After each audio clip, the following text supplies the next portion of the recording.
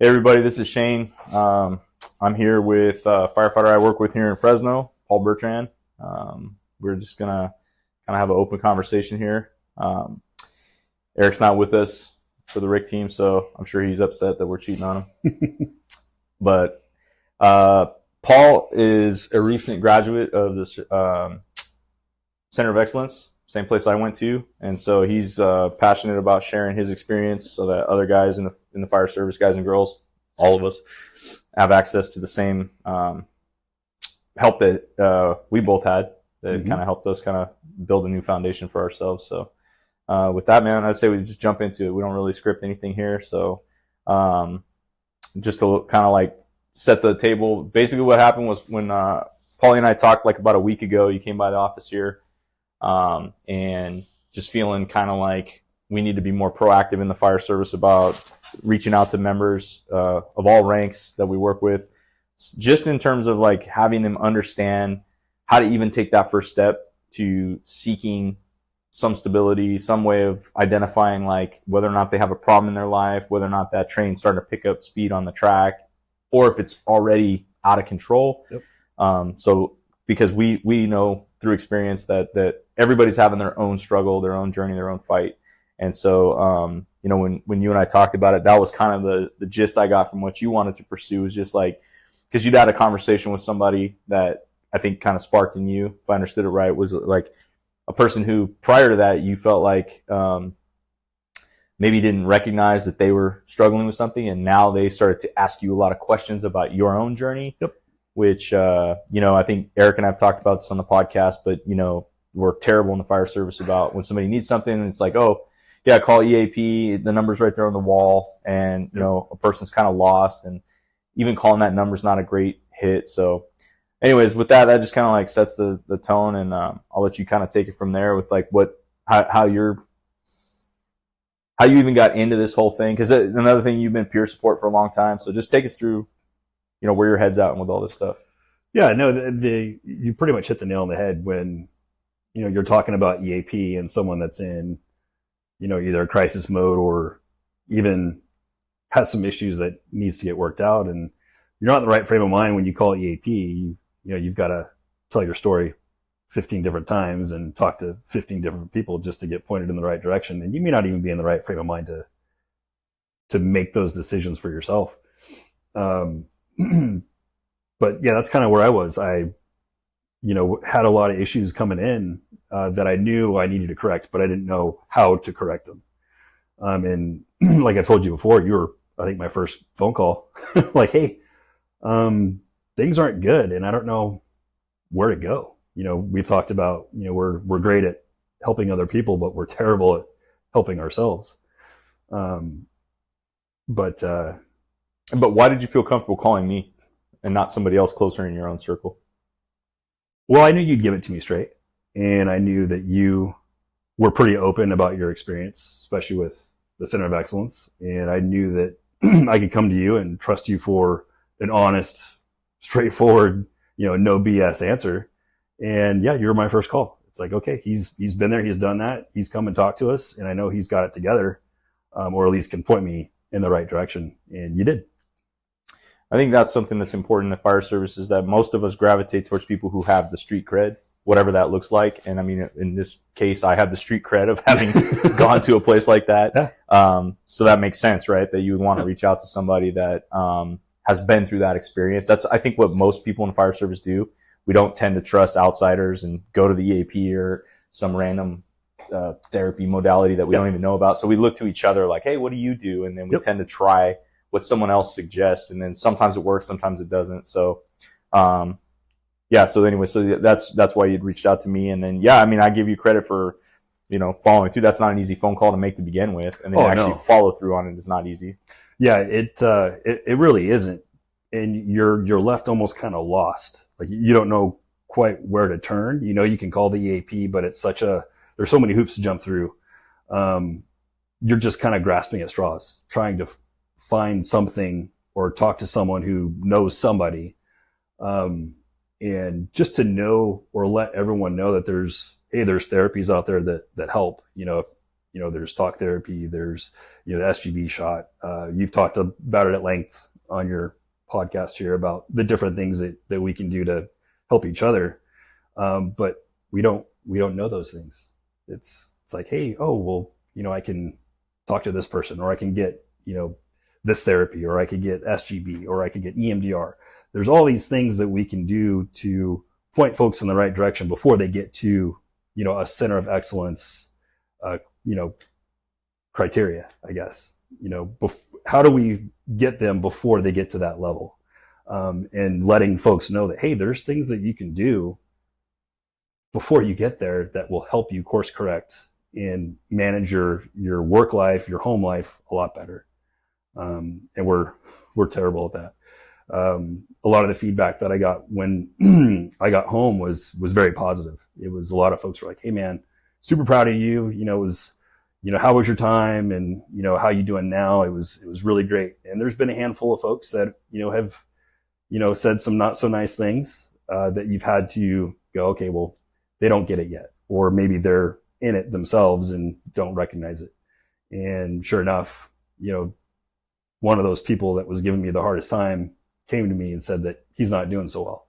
So it kind of opened your eyes up to like, hey man, everyone's going through something. And when things aren't right, how do we fix it? Yeah, it's that old saying, right? Of like everyone's fighting a battle that no one knows. No one knows. Yep. And they put on a brave face.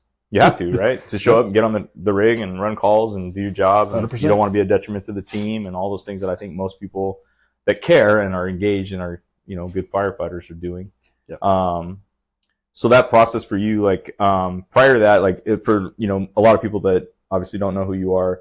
I know you won't toot your own horn, I'll do it for you. But Paul's one of the most respected firemen we have on this job. Guys always gravitate to him as a senior fireman. They learn from him. He sets the example. He's a guy you want on any call and in the firehouse.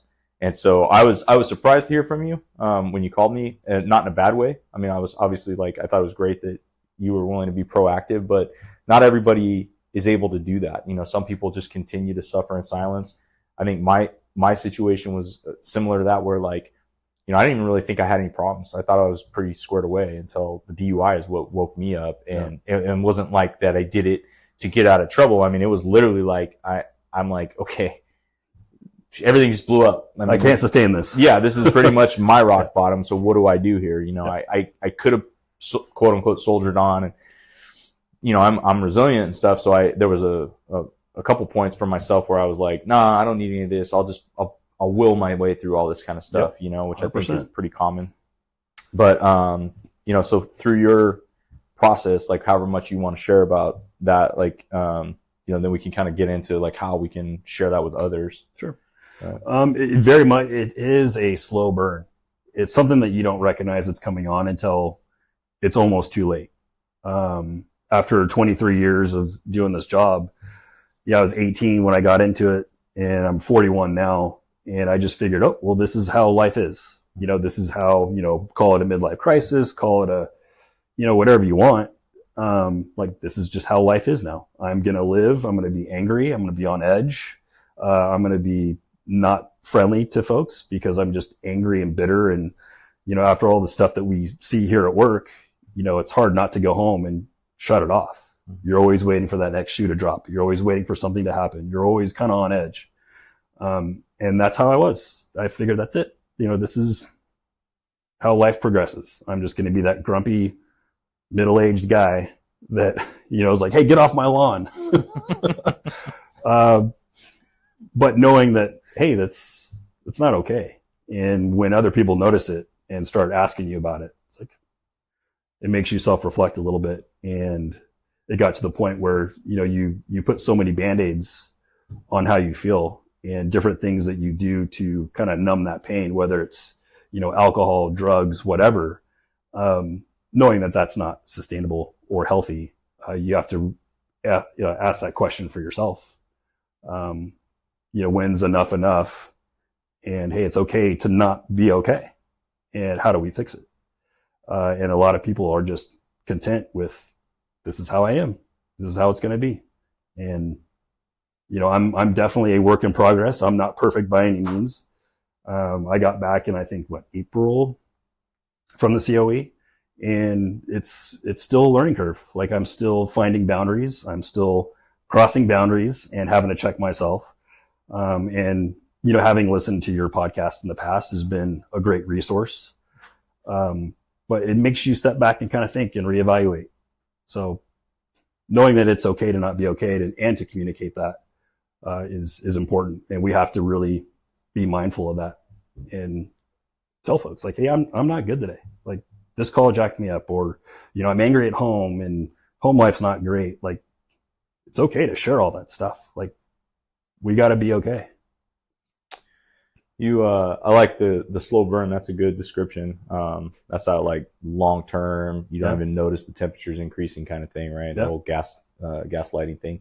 So if you go back, just generically, like, how long do you think that slow burn had been going on for you? Oh gosh, probably mid-30s. Probably mid-30s is when, you know, I was pretty well established in my career. Felt like I learned a lot to get me through a lot of circumstances on the job. Was able to kind of handle anything that was thrown my way, and you get really comfortable. And then when you get comfortable, you kind of stop learning. You kind of get settled in, you get comfortable, and nothing can faze you. There's no new slides going in your slideshow. You've kind of seen it all. You've done it all. And then you just start nitpicking. And then the politics of the job and the department start getting at you. And then you start digging into things that aren't really important. And then they start affecting you, and you end up taking that home. And before you know it, it just snowballs into, you know, just being a not so pleasant person to be around. Is that so? Like, as far as like symptoms go, over the course of those few years, you know, that's something I think a lot of people don't really recognize. They just attribute it to, like you said, I'm just keep becoming the grumpy old man, stay off the lawn. I think I was that way, where, like, you know, for the past several years prior to me doing all this stuff, I'd have people constantly asking me, dude, are you okay? And I've said this on the podcast before, right? And, you know, I've talked about this. And I'm like, dude, I'm just sitting here. It's just how my ugly face looks at 46. Sorry that you're sensitive. Maybe it's about you, is how I would always think in my mind. Like, you're the jacked up one. Yeah, you're the one. Fix yourself. Like, I'm just sitting here. Leave me alone. But you don't realize what you're radiating out and stuff, and just how people can sense that energy about you. So I guess the point is like, when you say the slow burn, like, how are those things manifesting and increasing or decreasing for you over the past several years to lead you to making that decision? Yeah. So for me, it was, how do I shut work life off at home? So there was a lot of, the bleed over was small at first, and then it just kind of got gradually higher to where I was noticing it more when I'm off duty. My sleep wasn't great. I was extremely hypervigilant. You know, being in large crowds was difficult because I was constantly looking for that threat, right? Or something to go wrong. If something did, what am I going to do? Where am I going to go? Who am I going to seek out? And you're constantly in that mode, that fight or flight mode, for years and years. And you can't turn it off. And you're wondering, like, gosh, what can I do to just settle down and be comfortable with where I'm at? And for the longest time, I just figured, well, this is how it's going to be. This is the life of a fireman. You're off duty. You're never off duty, right? And it prevents you from enjoying the little things in life and just being okay with, it's not perfect, but hey, we're going to roll with it. You know, no, that's not, that's not how it's going to be. But being angry, being short with people, being pissed off that, you know, they wouldn't do things the way that you think they should be done. So you would nitpick everything. It's just not a pleasant person to be around. But mainly for me, it was a lot of anger, a lot of being on edge. And a lot of that was kind of bottled up. It was something that I wasn't volatile, or I didn't express it. I very much put on that mask, like, okay, this has got to be the happy, cool Paul. Cool. We'll put that mask on and just bottle all that crap up inside. And when I get home and I'm alone, or you're able to relax, you can't. You can't. Well, yeah, you were good at that too, because I mean, I've worked with you in the stations, and, you know, I never sensed any of that from you, that you were, you know, like, you know, as a captain, I'll pay attention to my firefighters and see the guys that are the irritable ones that, like, are going to go off on patients, or, you know, do something in public that could potentially be, have some fallout. And I'd never even once considered you as one of those people that I would have to keep an eye on, that like, hey, he might snap at any moment. Yeah. And I only say that as kind of a warning to anybody that's listening to this. It's like, hey, looking around your firehouse, it's like, it doesn't mean that the person that is on your radar is always the one that needs the help. I mean, there's other people who are excellent at bottling it up. Sure. And I mean, you were. Yeah. And a lot of that too is I didn't know how to communicate that. Yeah. You know, I knew I was not great. Like I was just angry and bitter and, you know, just a not great person, I thought, to be around. While you were in it, did you know that it was largely caused by the job? Or I mean, because I know it's easy to say now, looking back, like if you talked to Paul a year ago, 2 years ago, do you think that Paul was aware of the job as kind of the driving force behind that? I think so. It's easy to kind of fall into that groove of when you're at work and things are, you know, you run a bad call or someone did something stupid. You can definitely get in the cab of the engine and go, man, can you believe that medic? Or could you believe that EMT? Or they did this and did that. And everyone would chime in with, oh yeah, you know, whatever, this, and that. So it was easy to do that complaining and to air that grievance out, but it bleeds over. It bleeds over into everything else. But I was also that kind of guy where, oh, you're seeing a therapist? Like, oh, you're what? No, just handle it. You know, handle your stuff. But it was mainly me not being able to communicate effectively. Hey, how do I really feel? And what emotions am I feeling? And how do I get that out? And how do I live with that? How do I, you know, this new me, you know, this touchy-feely kumbaya. But it's, I don't know where I was going with that, but no, it's easy for that to bleed over and for it to affect your off time too.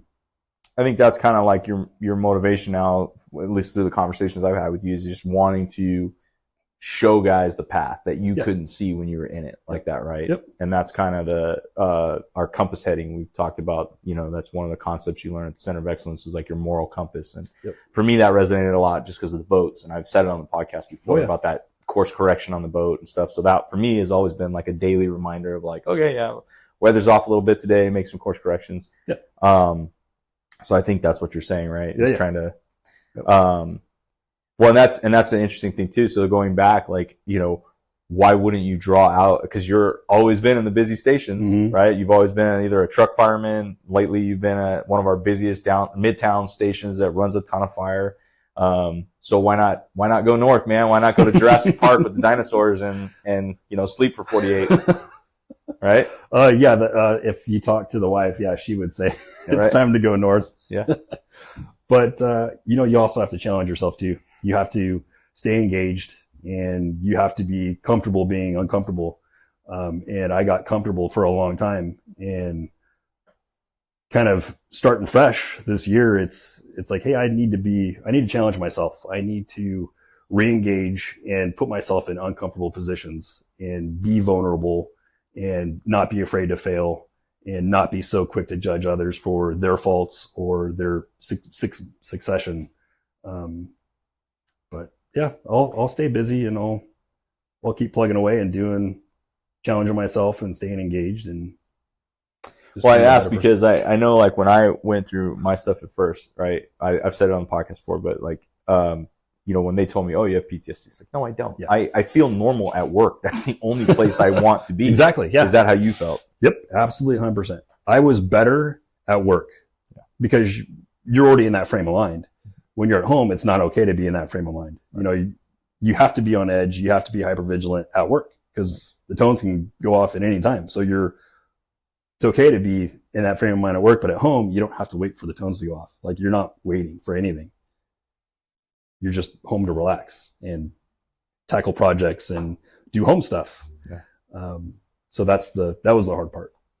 Yeah, that's that concept that we've talked about walking in two worlds, right? Learning how, and they don't teach us that when you go to the college academies, when you get hired, your mentors, it's, you know, it's like, hey, kid, this job is going to change you and you're going to see all this stuff and blah, blah, blah, blah, blah. And you listen to it, but you emulate the tough guys and, you know, which we still do. I'm not saying that we shouldn't. Sure. I'm those were my heroes, as I'm sure they were yours too. Mm-hmm. And yeah, I have zero interest in being slow either. But learning the balance, right, of like leaving your boots at the firehouse. So when you go home, now you're just Paul. You're not Paul the fireman. Correct. It's like I go home, I'm just Shane. I'm not Shane the fireman. I try. There's times that we got to work it out with our wives. Like I know when I get home, my wife and I will talk sometimes where I'll just be like, I'm better at communicating like, hey, I'm just not there right now. My mind is fried. I was on for 48, 72, 96.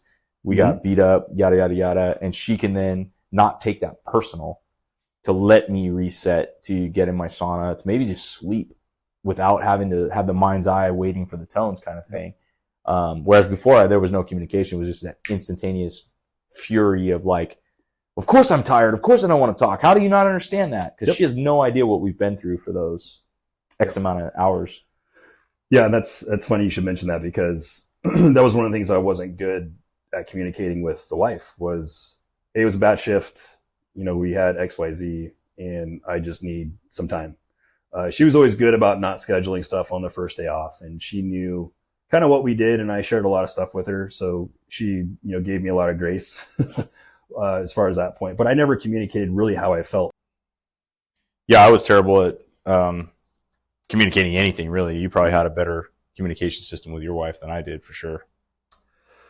Yeah, it's just, and learning how to communicate effectively. And that was one of the things that Center of Excellence really helped with is, they teach you how to therapy. They teach you, how to be a better communicator. Whether or not that translates over into you are a better communicator it takes work. You have to be willing to work on yourself and ask yourself the hard, tough questions, and be willing to communicate that with, your significant other, and be open to it. And that's something we're not good at, is being open with our feelings, at least, that's kind of the culture I felt in this department. But, being able to effectively tell others like, hey, how you feel? How you doing? Really? Like, how you doing?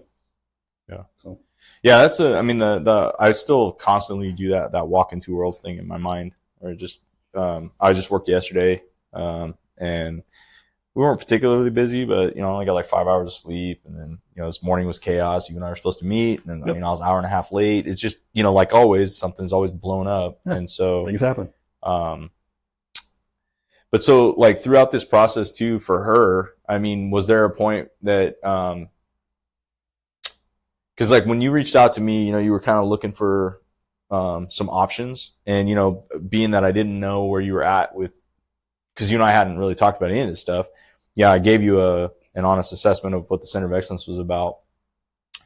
I knew about some other programs too that were a little bit different in the structure. They had like the First Responder Wellness Center, where you could potentially go down to SoCal and be around people in the first responder world and not just firefighters. Mm-hmm. You and I kind of talked a little bit about that. We talked about the shot and kind of how my opinion of that is a key to being able to sort of like reset you biologically in order to make the stuff stick, that the work you're going to put in, because that fireman brain has just got you so locked in. Mm-hmm. And so what was that? Walk us through that process of like, how did you even get to the point of knowing that was an option for you? Because I think that's ultimately what you really want to convey to the guys that are out there, is kind of gauging where they're currently at and seeing like, because, we've had conversations, you, me, Eric, many of us that have done all this stuff. I think right now we're up to like more than half a dozen of our guys now have participated in programs like this. Mm. And I anticipated that number growing. But I guess what I'm saying is it's like, you and I have talked, like I've had conversations with members just sharing what I went through, saw, learned, blah, blah, blah. And then they have later come back to me and said, hey, just that conversation has made me make some small lifestyle adjustments, which has really enhanced and improved my life. So there's that side of the spectrum where it's just little tweaks, right? Yep. And then there's the extreme side of like, okay, hey, I am at wit's end. Yep. I've got to go someplace. I've got to do something that, or I don't know what's going to happen kind of thing. And then, I'm sure you have your own stories of what you saw at the center. Oh, sure. And the different levels the guys were at. Oh, yeah. Because I've said it on the podcast, I was blown away with what like I thought like when I got there, I was like, okay, I'm actually pretty good in the scheme of things. Yeah, when I listened to that episode, yeah, it very much is true. It very much is true. Yeah. So I don't know if I asked that well, but basically like just, like I think that's what you're trying to convey to the guys is like knowing what's out there, and then like this giant spectrum of like just a conversation to help somebody make a few small tweaks in their life. Sure. All the way up to, okay, hey, it's the pendulum's too far over. Take a timeout, hit a reset, go to a program. And I think that's something that you're going to have to ask yourself. No one else is going to make that decision for you. I think there's definitely folks there that were voluntold to go, and the majority of folks were there because they wanted to work on themselves. But that's ultimately the individual's decision. One of the nice things about the Center of Excellence was knowing that it was all firefighters that were there. So you're in good company, but they all had to make that same phone call that I had to make, that tough phone call, that realization that I'm not okay and I need help. That was the hardest phone call I think I've ever had to make in my life. Was, hey, I'm not okay. And to be vulnerable and to put yourself out there and putting aside what anyone else is going to think about you. It's ultimately, it's your life, and it's, hey, I need the help. I don't care what other people think, but I need to handle this. Things are not right. They're not going well. And when I said that to my wife, that was the hardest talk I've ever had to have with her. I was like, hey, I'm not okay. I need some help, and I think I need professional help. And I need to go somewhere. And she thought it was a great idea. And she was excited and she was proud, and it was much needed. You don't know it until you actually start putting in the work and you go, oh wow, this is making a lot of sense. And then you go there and you're with other like-minded folks that are experiencing the exact same thing that you are. And you think that you're alone and you don't know how to talk to people. You don't know how to ask for the help. But when you do, you don't realize the doors that open up and the amount of support that you actually do get. And you see the greatness in other firefighters that we automatically just deploy, right? When someone's having a hard time, even at the center, it's like, boom, circle the wagons. All right, man, let's get through this together. And it's eye-opening. It's really refreshing to, once you've put yourself out there and you've made that decision, like, hey, I'm not okay. And you open that door, it's Pandora's box, and it feels like the giant weight has been lifted, and it feels like other people are carrying you. Like, all right, cool. Hey, let's handle it. It's like someone's finally listening and they have an answer. Like you go, hey, I need help. Cool. Let's go. Let's do it. And it's refreshing. It's good. When you, so when we first talked and I said my recommendation was like, get the shot first. Yep. So you could go and maximize it. Looking back now on the guys that you saw there who came without the shot, learned about the shot at the center. Yeah. Do you agree with that assessment that that's the kind of the order of? I do. And they definitely push that too. Mm-hmm. They were like, hey, have you gotten the shot yet? Or have you done, trauma group? Have you done EMDR? Have you tried all these different things? And I figured, hey, I'm going to be there. Let's try it all. I'm here to experiment and I want to get better. Whatever I can do, let's do it, man. Let's jump all the way in. I'm here. But yeah, that was definitely the course was, hey, get your SGB shot. And luckily enough that, I had the support I had before I went with you. You're like, hey dude, let's get you in and get the shot before you go. It's going to set you up. And you couldn't have been more correct. It definitely took that edge off. That fight or flight mode definitely deadened. That internal dialogue got turned down from 11, that the inner noise just got quiet, and it allowed me to focus and to actually absorb information again. And I hadn't had that in years. So it was refreshing to have the shot and then go and do the work. And it's important to note that, getting the shot isn't just the rainbows and unicorns, right? It's not your fix all. You still have to put in the work. And that was something that you communicated with me, like, hey man, shot's cool, but you still got to do the work. And you couldn't have been more correct. You have to do the soul searching. You have to prioritize. You are still going to succeed. You're still going to fail. But knowing that, it's a lot easier to bounce back. It's a lot easier to course correct. And a lot of the guys there were waiting to get the shot. They've been there a week or two. And some of them were kind of blown away, like, whoa, you already had the shot before you got here? Like, yeah. Oh, okay, man. What was it like? Then they're, the rumors start flying and, oh, yeah. Fireman talk. Yeah. And they all wanted to know what it was like. And I said, dude, you're going to have a different experience. Yeah. And my experience is going to be like your experience. But here's what I noticed. Guys they'd go and get the shot and then they'd come back and, I know you've said it before. It's like some guys are really emotional. Some guys are like, oh, this shit didn't work. And, it's, whatever. But other people could notice it by their actions. And then other people, I would see them with, eyes wide open walking up the parking lot, and I'd be walking towards them and they'd pull me aside and they go, Paul, it's quiet. It's quiet in my head. Like there's not all this internal, I gotta, make sure I have an exit and, I can't, be careful around crowds and you're constantly on edge. It's like that internal dialogue is just gone. Like, yeah, it's pretty powerful, huh? Yeah. So, but it really allows you to put in the work once you've had the shot. It kind of sets you up for that success. And then the Center of Excellence, I think what a 30-day stay is the equivalent of 2 years of intense therapy. Mm-hmm. And I didn't know how to therapy before. I was never a therapy guy. I was like, yeah, okay, whatever. But they teach you how to do all that stuff, and they teach you how to take care of yourself and to, if you get off track, to course correct. And the support system is there to, lean on other folks. But yeah, that's kind of what the quick synopsis of my experience was. Yeah. I don't know if I told you this yet, but the reason I ask you that is because I struggled, internally advising you on that route. Yeah. And the reason being was because I was like, okay, if you're calling me and you think you need something like this, that shot is going to make you feel better. I knew it was, right? So then in my mind, I'm running the risk of like, you're going to call me and be like, dude, I'm good now. Yeah. Like I'm solid. Like, yeah, you were right. The shot is where it's at. I don't need this now. Mm-hmm.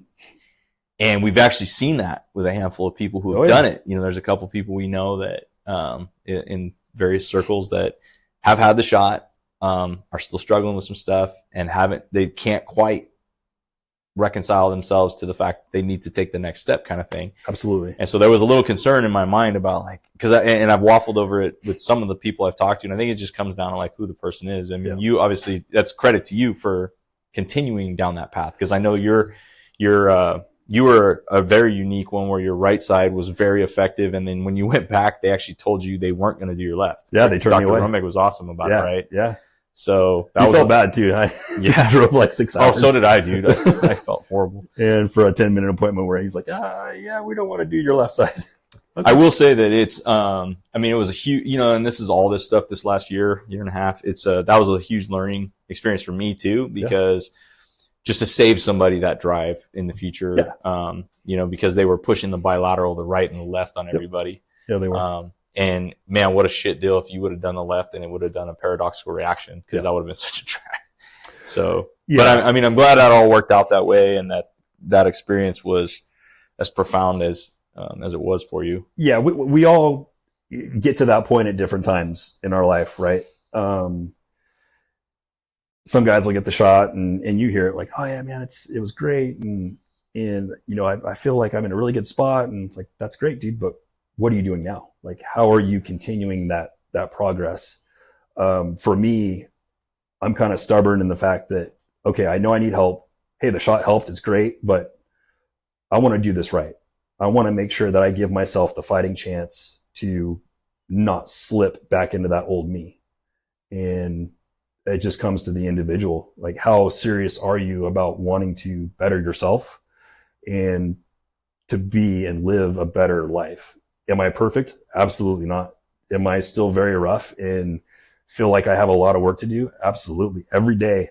Not that it's a struggle, but it's a realization that, okay, I've found new boundaries, and you only find those new boundaries by crossing them and going, oh crap. That's a boundary I didn't know I had. But the more of those boundaries that you find for yourself, the better, right? You'll know where you need to be pointed. And just doing one modality may not be enough. If great, you could be doing talk therapy a couple times a week and feel good. But for me, it was like, what else can I do? Like, hey, that's great, but I want to be even better. Like, what else is out there? It kind of makes you hungry for more answers to how do I be an even better person, or how do I bounce back quicker from a setback? And they tell you at the COE that, it's not a straight line from where you are now to, being the best you. It's never a straight shot. It's always a windy road. You're going to have successes. You're going to have setbacks. You're going to have disappointment. You're going to have shame and guilt. You're going to have grace, and you're going to have mindfulness, and you got to be able to roll with the punches and course correct yourself. And that's what they do, is they help teach you, hey, here's what you're getting offline, and how do you fix it? But if you're going to put some work in on yourself, go all in, do yourself that favor. And if you're going to explore it and dabble,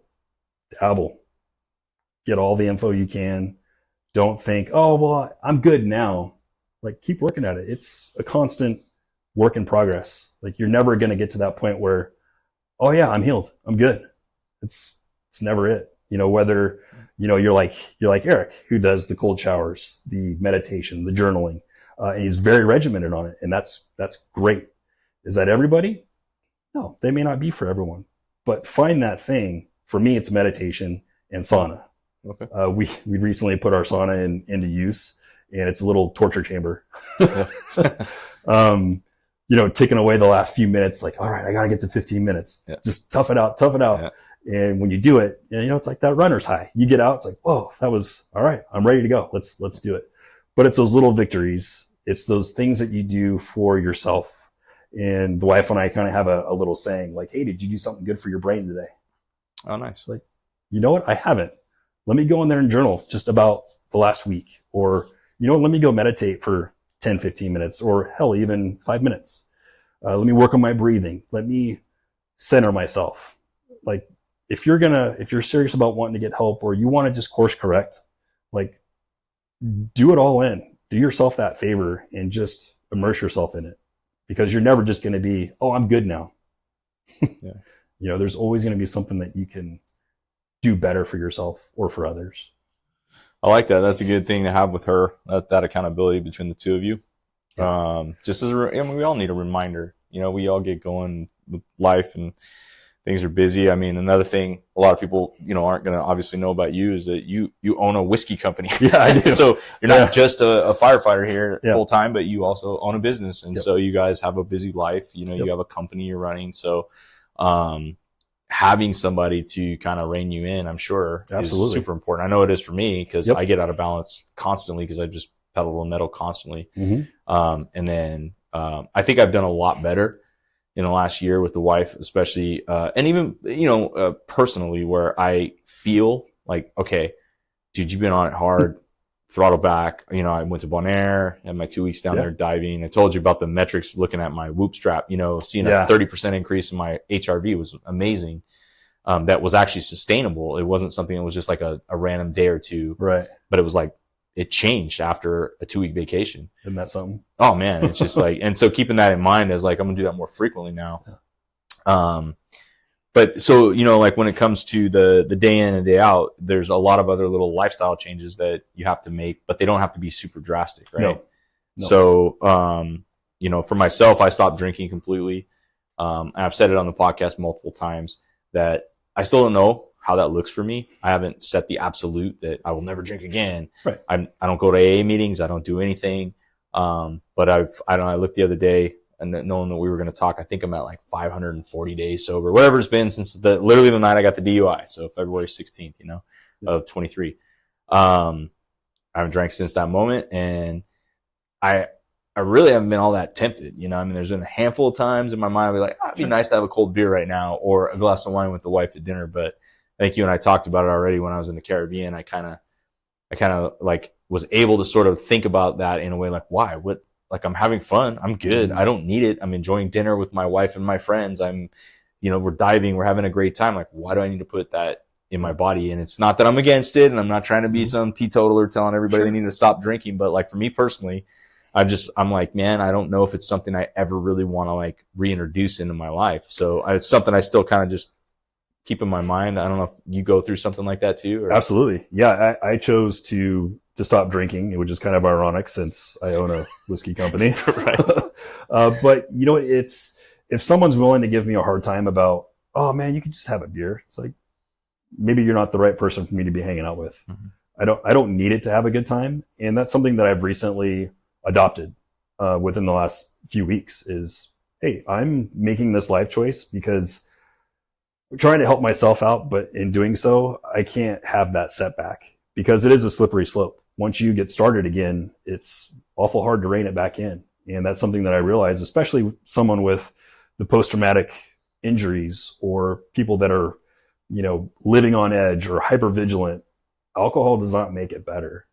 And some people are much better about, being able to have a beer and not have a beer and then 10. I'm not good at that sometimes. Yeah. You start rolling and it's like, hey, we're going. But what's the point? Yeah. If you knowing what are you going to do with 2 beers? Yeah, exactly. But why waste my time? Exactly. But knowing what that looks like now, it's like, you know what? I enjoy my mornings. I want to enjoy my mornings. I want to enjoy the next day. And it's just not for me. It's a choice that I'm making now. And, I want to not miss it. And that's kind of where I'm at right now. Like I just don't want to mess with it. I own a company. But I also like networking with folks outside the fire service and having a purpose and a drive that's not fire related. You could take that fire hat off and you could put on a different hat and interact with the public in a different way, versus it's not their worst day that you're interacting with them. It's something that people enjoy. A whiskey connoisseur, can try your products and enjoy it, and you can talk shop about it, and you can, share an experience that, they may have had tasting your product or doing whatever. But I like that part of interacting with folks when it's not their worst day. And I don't need to drink to enjoy that. So that's just a choice that I've made that, I want to make a great product, and my partner and I are, hopefully achieving that. But at the same time, I don't need to drink to enjoy it. And that's kind of what I'm slowly realizing is, no, it's just not for me. This is the time of my life where, hey, I had my fun. I enjoyed it, but it's time to move on. It's time to enjoy the little victories and the smaller things. And it doesn't have to include alcohol. And if someone's going to give you a hard time about, oh, you're not going to have a drink, it's like, I don't need to be hanging out with you. It's not super healthy for me. Yeah. But I'm going to make a choice, and that's what it is. Sorry you're uncomfortable with it, but it is what it is. This is where I'm at. So, did you have indications prior to the center of like abusing alcohol at all? Yeah, there was times where I would binge. Okay. I'd get going and I wouldn't stop. Mm-hmm. And knowing that that's not okay. It's a difficult thing to really admit, and you don't want to tell folks that you would have a problem with alcohol. And I never thought that I did, because I could go weeks, months without drinking and be just fine. But when we did drink, we drank. We made it happen. Yeah. But looking at it now, and especially that was one of the catalysts that got me to the COE too, was I never really thought that I had a problem with it. But it's an awful good Band-Aid, right? When you're hypervigilant, when you're on edge, when you're, so wound up at home, you're just a coiled spring ready to just explode. Man, that alcohol is a great way to deaden that and loosen that spring. Yeah. It is very effective, but is it healthy? Absolutely not. And it's a slow realization that I've had to come to that, hey, this is not a good coping mechanism. It's doing more harm than good. And they'll tell you that too at the center, and any therapist or any person you go to will say the same thing. But how do we make that choice, and how do we stick to it? And it's on the individual. Everyone hits their bottom at different times, and that's what they tell you at the COE is, you look at other folks' experiences and you can't help but, feel for them, like, oh my gosh, this person was doing this or they were doing that. I can't believe it. why am I here? I don't belong here. And they tell you not to compare traumas and stuff. And, but they also tell you everyone hits their bottom at different times. And that's something that everyone's going to have to ask themselves. And I was lucky enough to hit my rock bottom before hurting myself or others.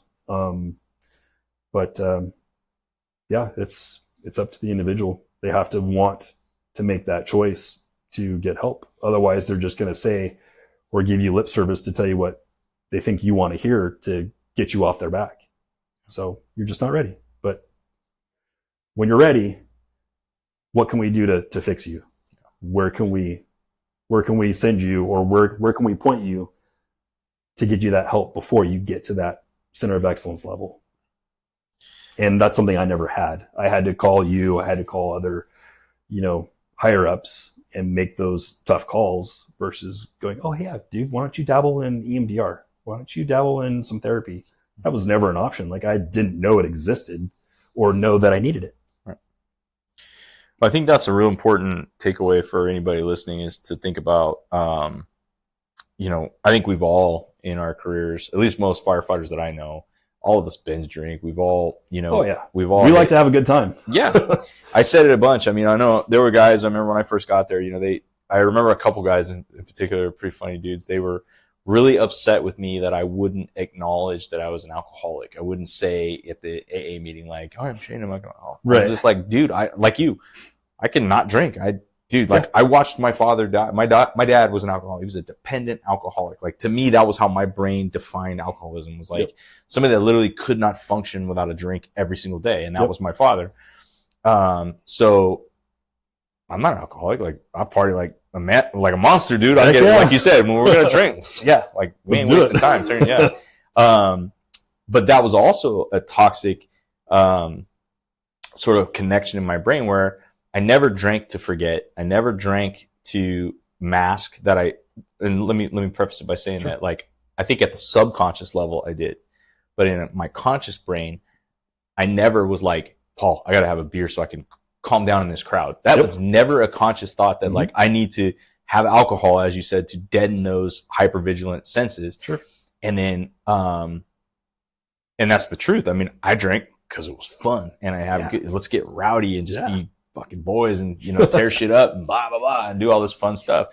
And so, having these like really good memories of booze fueled parties and adventures and all this stuff was probably like really against me on, like, as I was progressing through, being newly married and having all these marital problems and stuff that was going on, not recognizing that was such a bad, decision for me, is to drink really at all, when my mindset was like that.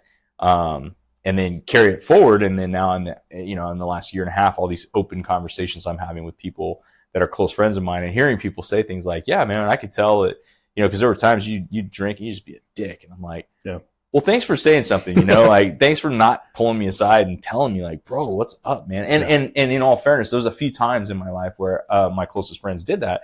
And I would course correct in those moments because we had those open, communications. And in fact, when I quit the fire department that first time when I was here, that was actually part of a catalyst to that, was that I was hitting hard with the guys. And I remember real specifically going to lunch with two of them and then both being like, dude, you're a mess. What is going on? Like, every time we drink, like, nobody wants to be around you. You're just a dick. And I was like, and I was doing like the blackouts and being overly aggressive without even, I wouldn't even remember it. I wouldn't even have any knowledge of it. And I'd feel like a piece of shit after that, but you don't even remember it. So you don't have really a conscious connection to, like, oh yeah, you're right, I was out of line. You don't even know what you said. And you would think that would be a trigger to like fix some stuff, but it's like, okay, well, I'll just shake it off. I just won't do that again, kind of thing, is the mentality you get. So, all that to say that, like, if somebody's hearing this and you're thinking in your head, like, yeah, I'm not that bad, I just occasionally do these things. Well, so did I, so did you. Mm-hmm. And it led to, my DUI, which was a consequence. You fortunately stopped it before it got that bad, but you were on that track, I would say. It's fair to say, right? Mm-hmm. And so, I think it's important that anybody hears that. It's, again, the message is not, don't ever drink. It's just like, understand that when you drink, there's a biological consequence that goes with it.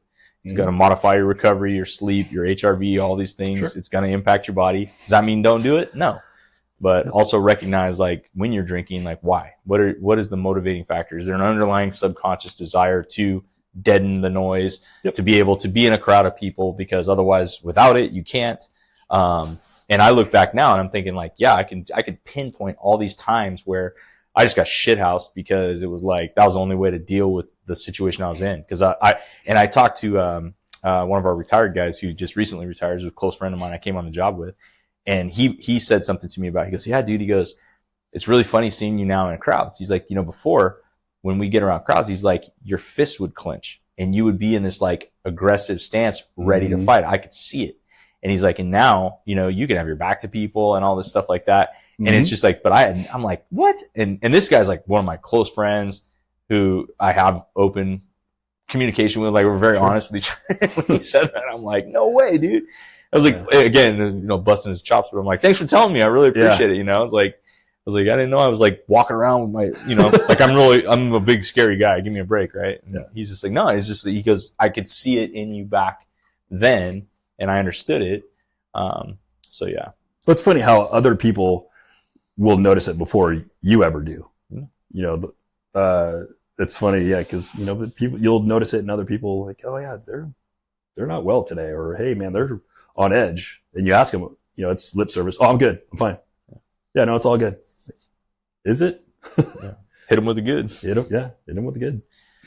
And that's I think like kind of the point of what we want to talk about, right? So this is becoming more normal to talk about it. The stigma's starting to get broken and stuff. But I think one of the hurdles to overcome is having our guys and girls out in the stations really take a look in the mirror and just kind of see, where are you on this track of all of it? It could be a really simple fix where just, you don't even have to tell anybody. You could just listen to a podcast. You could then maybe drink a little less, maybe exercise a little more, change your diet a tiny bit, monitor your sleep better, get a whoop strap. I mean, get a sauna.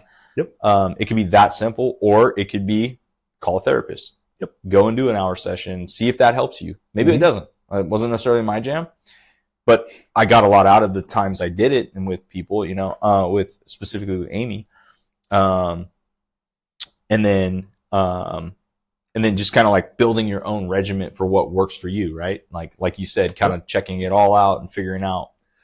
So those conversations need to become a little easier to have in the stations, where you don't hit them with the good, like having because another thing, like as an example from this podcast, I think that is the same time you went, there was a guy who reached out to me and Eric on email. And he was like, hey, I'm really thinking about going to this place. You guys' podcast resonated with me, blah, blah, blah. And I just wrote back an email to him like, hey man, obviously I don't know you, but if you're even thinking about it, like, it's probably going to benefit you. And I remember hitting him up like, that SGB shot though is a key. You got to get that thing to help you really like absorb what you're going to do and go all in. There's parts of this process that suck that could be fixed and all that kind of thing. And I think you were there with that guy. And, so it's an example of somebody who was willing to like at least send an email to two strangers that he didn't know. It takes guts, and you've got to ask yourself that question and be honest with yourself. And, is it hard? Absolutely. It's not easy. If it was easy, everyone would do it. Right. But you have to be willing to be completely open and transparent with yourself and with others about your struggles and what you need help with. Otherwise, you're not doing yourself any favors by faking it. But we talked about alcohol. We talked a little bit about drugs. I've never been into, illegal drugs or anything, but other people that were there were, and that's fine. It's another Band-Aid. But it doesn't have to be drugs or alcohol. It could be, putting yourself in riskier situations, taking more risks. Extreme behavior, whether it's, mountain biking or, skydiving, or, consistently looking for that adrenaline just fix. Could be, you're overdoing it at the gym. There's other things that are other Band-Aids besides the obvious drugs and alcohol. But knowing that, hey, there's other things that we compensate for. And you may not have a problem with, X or Y, but, Z might be, why do you do the things that you do? And how do you talk about it with a therapist or different modalities of treatment? But, it doesn't have to be shoehorned into, oh, I'm a I'm a heavy drinker, or, hey, I'm into drugs. I've got a, thousands of dollar a month habit. It could be, it could be anything that you choose to be an outlet that can become unhealthy. Yeah, there was a guy when I was there. He worked out so much that his body it like almost reversed it, where the muscles were eating themselves. There was some, I don't remember. It wasn't rhabdo. It was some other condition, but yeah, that was his outlet. And he was actually like a lot older. He was in his late 50s, and he was just this he was like a really fit dude. He worked out hard, but he got to the point where he got like toxically sick because he just worked out so much that his body just couldn't sustain it. And that was his therapy to try to deal with it. So finding that balance of not allowing something that is healthy to become unhealthy is really, and especially with firemen, because typically most of us are, if one's good, 10's better. That's our mentality. It's head first, all in, no breaks. Yep. And so, I think that's one of the things that I'm constantly having to reassess day to day to make sure that I don't go back down that rabbit hole or start letting off like we're talking about, I can just have a beer with dinner. It's like, well, can I? I'd like to think I can. I mean, my ego gets in the way and tells me like, yeah, of course you can. You're strong. You're growth mindset. You're resilient. You start all the positive self-talk to myself. It's just that demon on the shoulder of like, go ahead, man. Yeah. Everything will be smooth sailing. You got it. Just have a drink. It'll be fine. And then the next thing you know, right, you wake up in the morning trying to remember what happened. And it's like, cool. I just undid all this work I did for a year and a half. And, any trust I've built is gone out the window and everything else. So it's just that constant reminder of yourself, like, yeah, you can. Like, freedom is a very, very important value to me, where I do not like being told what to do. I do not like being restricted in my choices. What? It's Shane? Really weird, right? You really? That's pretty much my true north. And so reconciling in my head that the freedom to drink or not drink is still there. I have the choice. I'm not shackled into something that says I can't because my wife's going to leave me, or I can't because of this bad consequence. Me and you can go to the bar right now, but nothing says that I can't. But the freedom to choose is important, and making that choice is actually like a positive thing for me, because it's like, hey, it's a reinforcement that, hey, you're matured. You're making those decisions for the right reasons. You recognize that you absolutely can go down that path, but you've seen that movie. You got that t-shirt, you know where it leads, and kind of that ending a lot of times. Yeah. You said it. You're like, hey, I had a lot of fun. It's like, me too, bro. I had a lot of fun. And it's just like, and I wouldn't change a lot of those things. I mean, of course there's certain things I wish I could do better, but we all do. At the end of the day, I think that's the key, though, is like for people to realize that, whatever you think you've done up to this point that is, that you can't fix, that it's like irreversible, chances are you're building it up bigger in your head than it really is. And there is light on the other side. It's just, that phone call is going to be hard. That flight isn't easy, right? Getting on that airplane and getting out there and, walking in, and how many people meet you at the little bus stop, and you're just, like I said on my podcast, right? Like, I'm good, dude. I'm not here to make friends. I don't need 5 people like welcoming, you know, but that's just typical fireman. Like you said, just pull you in the tribe and you hit the ground running. Well, it is refreshing to know that, you're kind of scared. You don't know what to expect. It's a new environment. You're all the way across the country. But immediately knowing that everybody else there had to do the exact same thing that you did, with that hard phone call, that tough realization that, hey, I need help. Everyone there did the exact same thing. So you automatically have that in common. And it's a lot easier to open up and to accept that therapy. And when one person opens up, it's like the whole room just explodes with, oh yeah, hey, me too. Or yeah, I had that same experience. Or it's a great environment to just learn and grow yourself. That I couldn't have asked for a better experience. Well, I think what we should do, man, is we should probably do another podcast with Eric and get more in depth on the actual, cause I think what's important to talk about is like more in depth on the symptoms leading up, even for years, where, cause we've kind of glazed over a few things like irritability and anger, but let's get into like depth on what the looks like. Cause I was the same as you, man. Like you and I think our stories are very paralleled in how those things manifested. And I've said it on my podcast before about things like, getting home and just instantly being pissed off because the dishes aren't done. Yep. And that's the kind of stuff I think that we're talking about, where hopefully by us sharing that, somebody will hear that and recognize that in their own behavior as a warning sign that they might need to step back and take a look and do some form of intervention. And then we can get into like, what are those different types of interventions in more depth? Yeah. It's a deep rabbit hole, and you could go on all kinds of different tangents with the different things that you notice about yourself, and you can nitpick everything. So yeah, I think that's a good idea. Yeah. I know Erica would want to do it too. And I mean, I appreciate you sharing, and being willing to do this. It's been good just being your friend on the sideline. And I know like we walked the same path essentially. And, we're kind of both working together to try to figure out how to help our agency best we can. Mm-hmm. And that's something that I think we, maybe through this is a little practice run. And then we're going to try to do our own podcast internally and do another wellness night. Cause I think that that's important to grow the tribe where you have a bunch of credible people that have been through those journeys, to make it a little more normalized, maybe allow for some of these different members throughout the organization to reach out in different ways. And understanding too that like we can't save everybody, Right. We've been involved with certain people that they did what they had to do. And unfortunately, like they didn't continue to walk the path, and hopefully they will figure it out. But yeah, it may not be for everyone, but I would suggest that even if you're like, oh yeah, that ain't for me, I totally get it. I was there too. Like, oh yeah, I'm not going to go to that kumbaya thing, whatever. But I would suggest to everyone, like, hey, just go and check it out. I mean, it's your brothers that are there.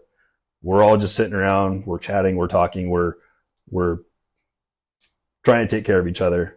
If anything else, just to be there for support for others. You may be surprised what you get out of it. I know I was. I'd never dabbled in any of that stuff before until I was completely immersed, jumped off into the deep end, and realized that, oh crap, yeah, we're all the same.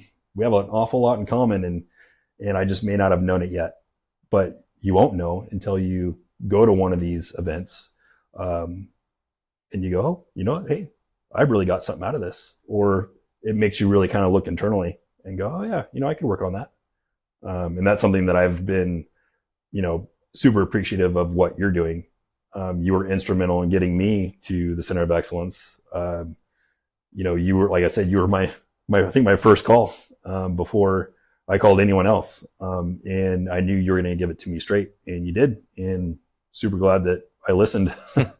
But, well, I think too, there's a lot of stuff that we're working on. Eric and I, you're coming into the fold with us on some of the stuff. And like, ideally we want to do things like, I think you're the one that said that you think everybody with 10 or 15 years on the job should go to the Center of Excellence. Oh, yeah. Like that was kind of, we were joking about it, but like you were like, dude, everybody, and I 100% agree with you. Right.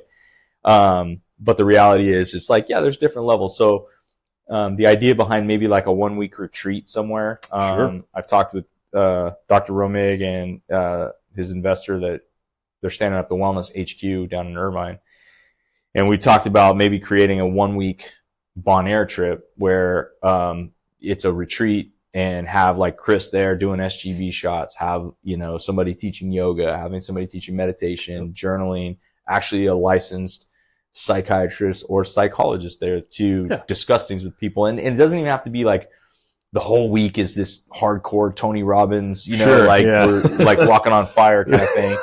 But it just more like in the morning, have breakfast, maybe go to a little 1 hour session on whatever it looks like. Sure. And then, we have diving, we have kite surfing, we have windsurfing, and just kind of do that reset. But it's with that holistic mentality of like getting the reset biologically, mentally, spiritually, physically, whatever you want to say. Yeah.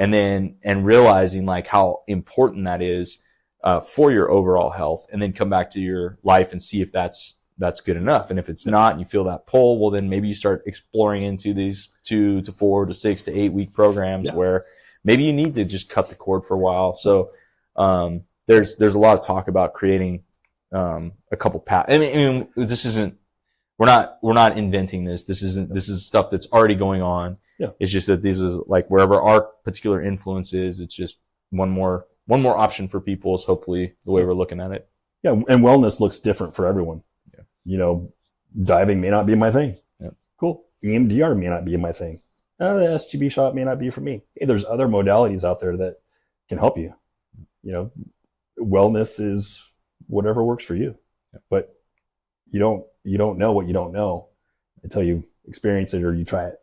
So, but yeah, immerse yourself in it and just go full hog, man, in wellness and helping yourself out and seeking those answers and, you know, just bettering yourself.